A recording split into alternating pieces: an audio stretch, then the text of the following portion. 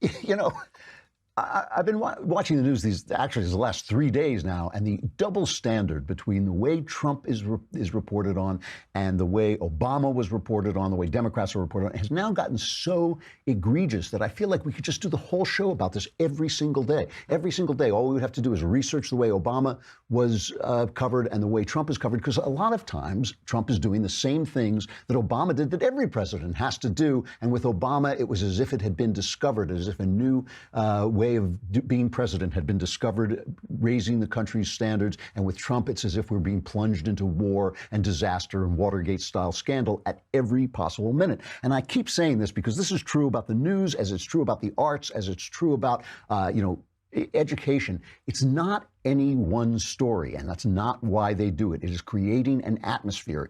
The culture is the air you breathe without even knowing it. The culture is when you're afraid to open your mouth because you're afraid it's going to sound racist. The culture is when you're afraid to say something because you're afraid a woman is suddenly going to accuse you of having, bothered her in an untoward way. The culture doesn't work. People always think, they think like, Black Panther, here is this kind of Black Lives Matter movie. I didn't see it. I'm not criticizing. I don't know what's in it. But let's say, here's this left-wing movie. This is bad. It's not any one movie, and no one right-wing movie is going to change anything. It is a question of atmosphere. The culture, the news, information creates an atmosphere in which we think and breathe. So you really do have to stop every now and again and say, wait a minute. Look at the way they do this. Look at the way they lie. So, yesterday, Donald Trump is meeting with Saudi Crown Prince Mohammed bin Salman. And bin Salman, he really seems like a pretty interesting guy. He seems that he's, dialing back some of the religious oppression in Saudi Arabia, trying to lighten the load on women, trying to lighten the power of the imams who preach really radical Islam.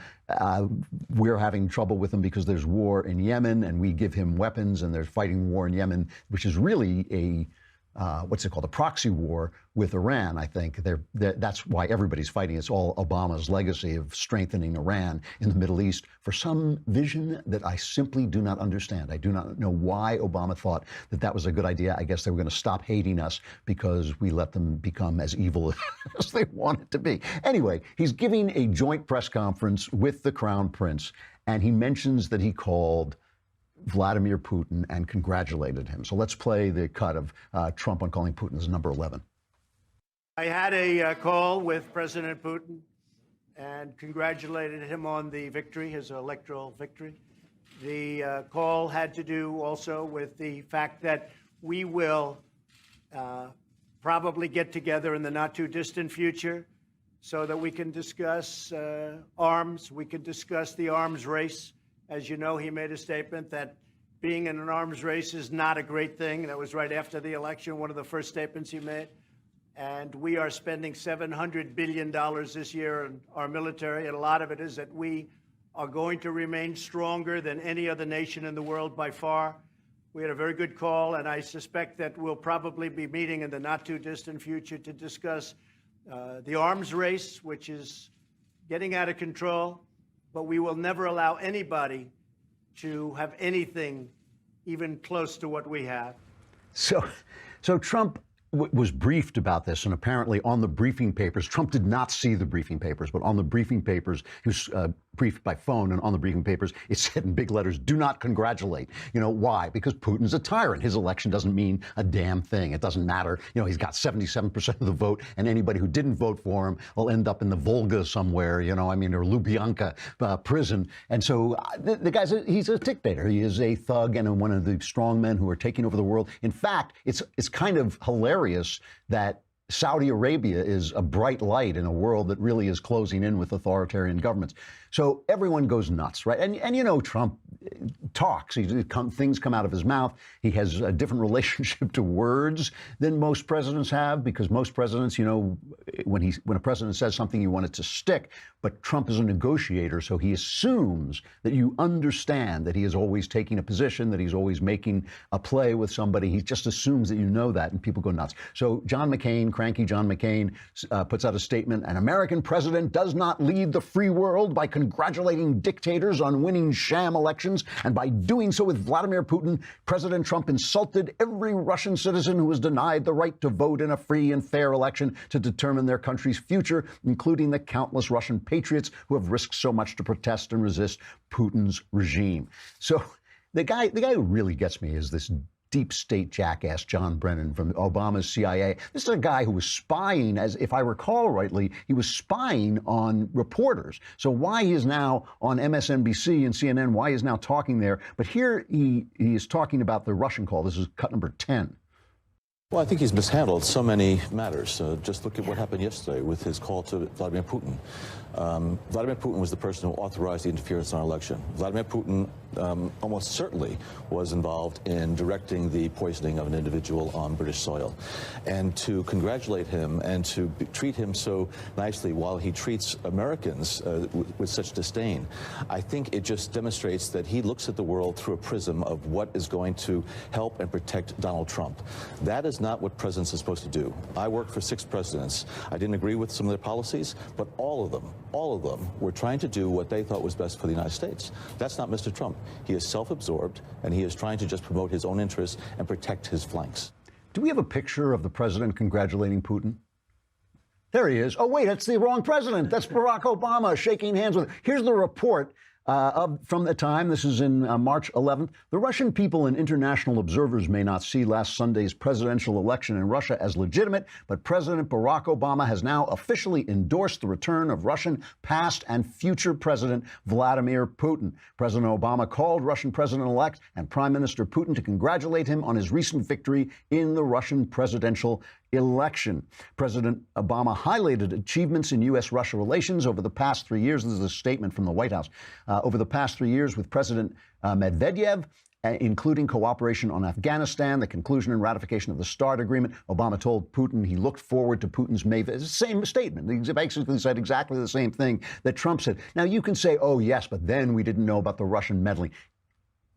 Ridiculous. It's ridiculous. You know, the Russians have been meddling with our elections forever. The only reason we know about it now is because Trump was elected. You know, he even had this thing where he says Obama told Putin that we could benefit economically from Russia's joining the World Trade Organization. And this could be a reference to the administration, the Obama administration's efforts to get Congress to repeal the 1974 Jackson-Vanik law that prevents the U.S. from giving Russia permanent normal trade status. And that law did get repealed, although it got repealed, they also attached the Magnitsky Act to it, but it did get repealed. I mean, you have to remember this, that Obama was telling businessmen, he was bringing businessmen to Russia to try and set the big red reset button that Hillary Clinton did. So, you know, all I'm saying is this, you know, Trump has been much tougher on Russia than Obama ever was. He's imposed new sanctions on him.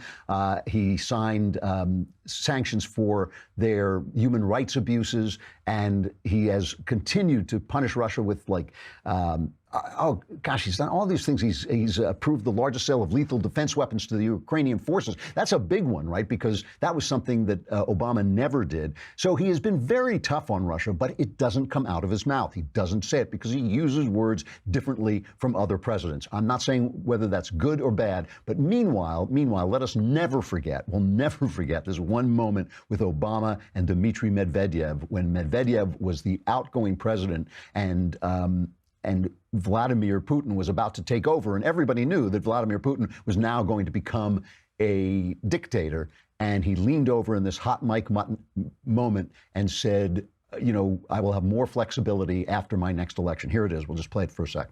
My last election, please. Yeah. After my election, I have more flexibility. Yeah, I understand. I transmit this information to Vladimir and I stand with him. I will transmit this information to Vladimir. And what was he talking about? U.S. plans for an anti-missile shield, bedeviled relations between Washington and Moscow despite Obama's reset in ties between the former Cold War. He was telling him we don't have to put missiles in Europe to protect them, and I'll be able to do that once I'm not running for election. He knew the people would get angry about it, so he was just whispering in his ear. When this was brought up to a CNN anchor woman, she didn't even know this had ever happened. That's how bad the double standard is. Again, it's just to create an atmosphere of crisis and corruption and malfeasance in the Trump campaign that simply didn't exist when the Obama administration, with its corruption and its malfeasance and its crises, was actually in office, causing a lot of the problems we have now. The other thing is this Facebook mining thing. Let me read. This is absurd. This is the Trump campaign got some of its voter information on voters by mining information off Facebook, and get an app and it downloads, or you send questionnaires to people, and they use this organization, Cambridge Analytica, during the primaries. Now, this is important. They used it during the primaries, Cambridge Analytica. After the primaries, the Trump campaign found that the RNC, the Republicans, had better information than Cambridge Analytica, so they just went with the basic party information. Here is CNN in 2011 reporting on the fact that this was obviously before the 2012 re-election, reporting on the fact that Obama is using apps to mine information off Facebook. So this is CNN reporting on that.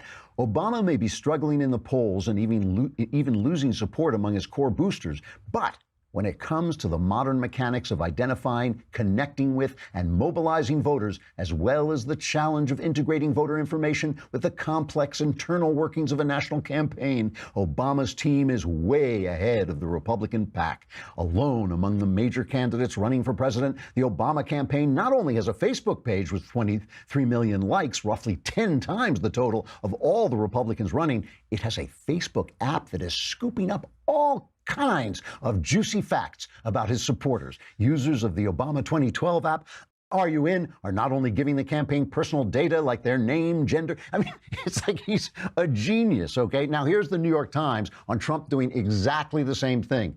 How Trump consultants exploited the Facebook data of millions. During a week of inquiries from the Times, Facebook downplayed the scope of this leak and questioned whether any of the data still remained out of its control. But on Friday, the company posted a statement expressing alarm and promising to take action. This was a scam and a fraud. And now Senator Amy Klobuchar from Minnesota is calling for an investigation. She wants Facebook to come in and testify. Play the cut number 5, her describing what happened on Facebook. We've learned now things that they thought were safe weren't safe. 50 million people in America have now had their data basically breached. And I know they don't like that word breach, but the last time I checked, if someone broke into my apartment with a crowbar, it would be the same as if the apartment manager gave them a key and let them in and let them take stuff. And in this case, they've taken their Facebook friends, they've taken their addresses, things like that. And then we find out that they gave it, basically, we believe, to a campaign. And there are all kinds of potential legal violations here. The first and foremost is Cambridge Analytica itself, and how that works with the Trump campaign, and is that truly the value, a couple $1 million, compared to what I think someone has said maybe $100 million in value? That's a potential major election violation. Then you have Facebook itself in 2011 signed a consent decree with the FTC because of privacy issues and said they'd pay $40,000 for each individual violation. So this is just the beginning of what I consider a focus on what we need to focus on, and that is the sanctity of the privacy of this data. Suddenly, the data is sacred. And Facebook is reacting because here's the thing. The Democrats, obviously, are the big government people. They don't believe in freedom of speech. They do not believe in it. Every single Democrat voted for a rewrite of the First Amendment that would have given Congress the power to decide what should be protected by the First Amendment at election times and what not. They do not believe in free speech. They do believe in massive government controlling every aspect of your life. So Facebook looks at that, and even if every single person who worked at Facebook weren't a left-winger, and they are, because of course you get fired in Silicon Valley even for wondering if maybe men and women are not quite exactly the same. So everybody at Facebook is a left-winger, but even if they weren't, Their bread is buttered on the side of the people who oppose free speech because they're the people who will investigate them. They're the people who will shut them down. It's not the Republicans. The Republicans are ticked off too and should bring them in and should start to talk about the fact that there is no competition for spreading information online. That is a problem online. It isn't, capitalism needs its bookends just like every other thing that people do. Every single thing that people do needs to have bookends, right? You and I can argue, but I can't strangle you during the argument. That's the bookend on our argument.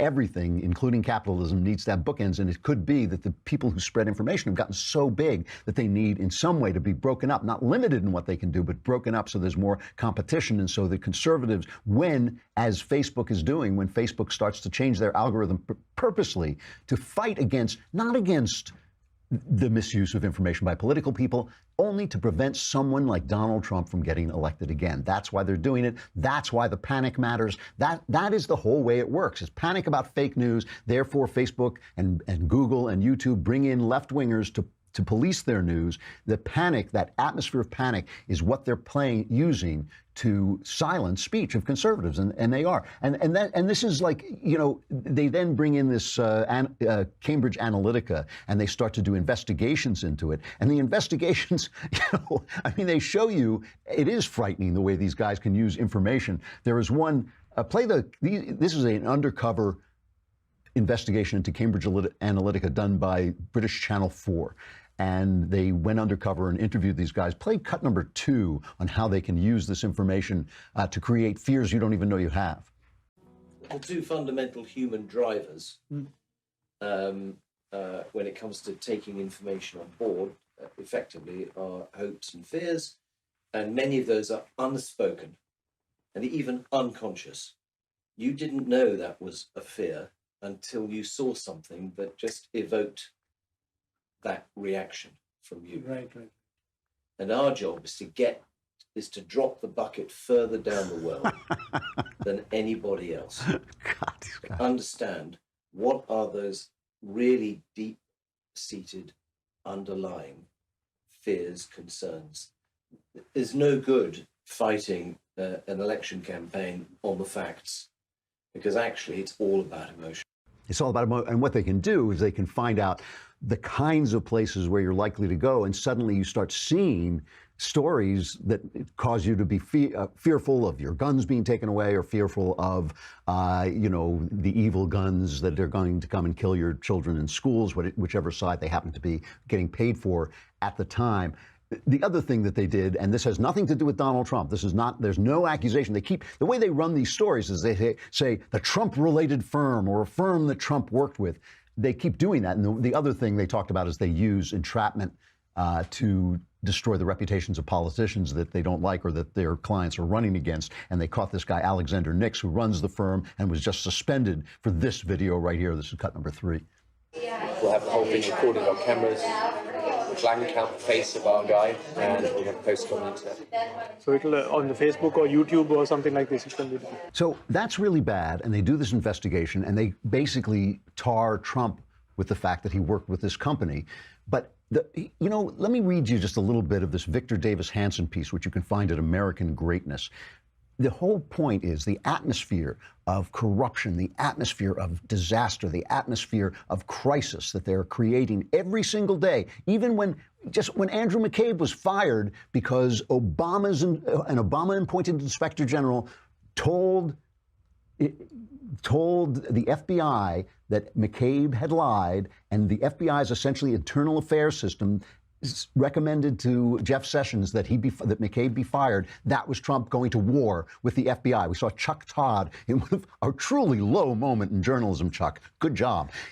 Saying, this is Trump at war with the FBI when there's no evidence whatsoever. So Victor Davis Hanson says, here are a series of questions that do not seem to trouble anyone, but the answers to these should expose why so many of the people today alleging scandals should themselves be considered scandalous. And I'll read these quickly because I want to get to the mailbag.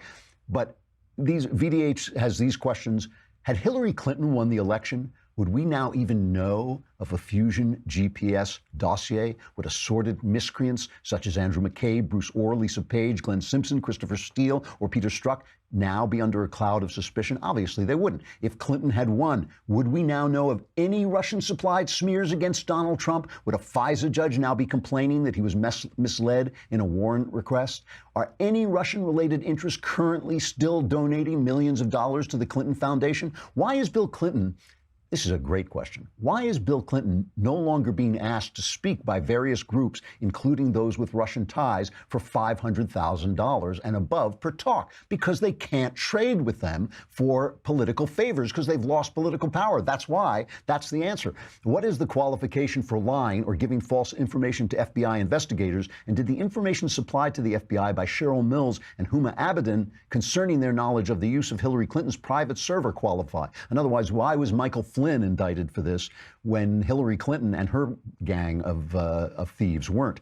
What would have happened had the FISA court justices been apprised by the FBI and the Justice Department that the submitted Steele dossier was paid for by Hillary Clinton? Impossible to verify by the FBI, and the sole source for news stories that were being used in circular fashion. In other words, this entire scandal, this whole scandal could be summed up by one sentence. It's the scandal that the Democrats lost. That is the scandal that everybody's covering. They're covering it every day from any angle they can. All the danger, all the crisis, all the hysteria is that they lost. And they are the media. The media and the Democrat Party are the same people. And that's what's so shameful, and that's what causes this atmosphere. And this is why I keep saying, conservatives say, well, we should make a conservative movie. No, we need to take back the culture. It takes a major, major effort from all hands.